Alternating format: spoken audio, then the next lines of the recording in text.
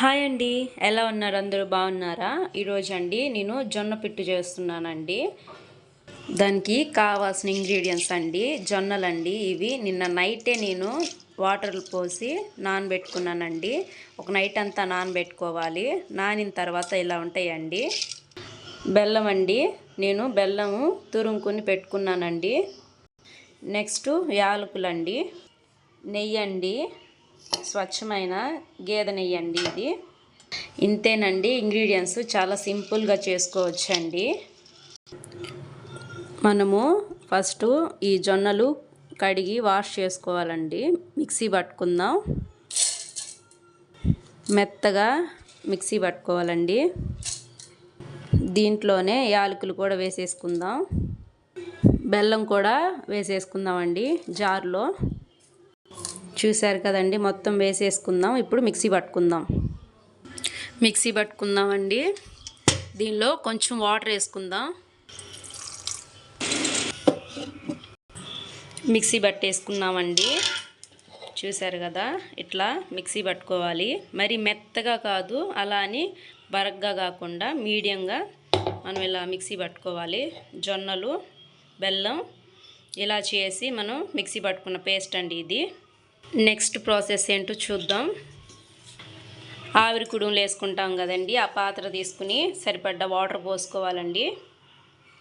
Stove on చేసుకుని ఈ పాత్రను దాని మీద పెట్టాలండి.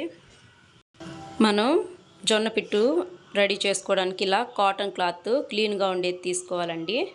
ఇది తడుపుకుందాం. వాటర్లో నీట్గా తడిపేసుకున్నామండి.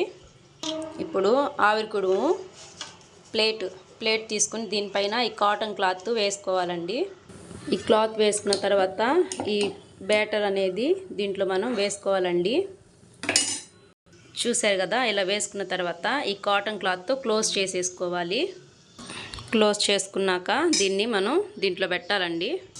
ఆవిరి కుడుము పాత్రలో పెట్టేసుకున్నాం.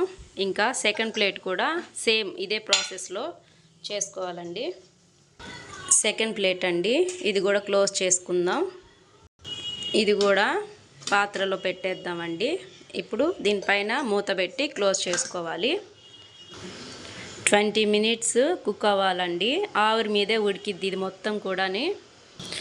ఇలా మనం ఆవిరి కుడుము జొన్నలతో చేసి పెట్టడం వల్ల పిల్లలకి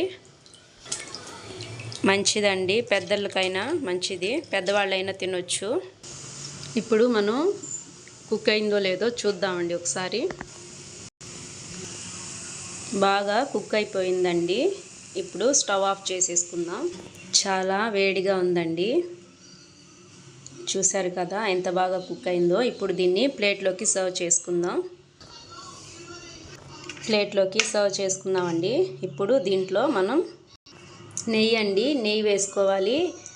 నెయ్యి వేసుకుంటేనే ఈ జొన్న పిట్టు తినడానికి చాలా బాగుంటుందండి. చూసారా, నెయ్యి నేను ఎంత వేసానో. ఇది ఇప్పుడు మా పాపకి ఇస్తున్నాను. మన ఇంట్లో ఉన్న ఆడపిల్లలకి కానీ మనం కానీ తింటే చాలా మంచిదండి. నడుము చాలా స్ట్రాంగ్గా ఉంటుంది. మెచ్యూర్ అయిన టైంలో ఇది తినడం వల్ల మన పిల్లలకి చాలా బలమైన ఆహారం అండి ఇది. మీరు కూడా మీ పిల్లలకి ఇలా చేసి పెట్టండి. చాలా టేస్ట్గా ఉంటుంది, ఇంకా చాలా హెల్దీ ఫుడ్ అండి. అంతే అండి, రెసిపీ అయితే రెడీ అయిపోయింది. వీడియో కనుక నచ్చినట్టయితే లైక్ చేయండి, షేర్ చేయండి, సబ్స్క్రైబ్ చేసుకోండి. బాయ్ అండి.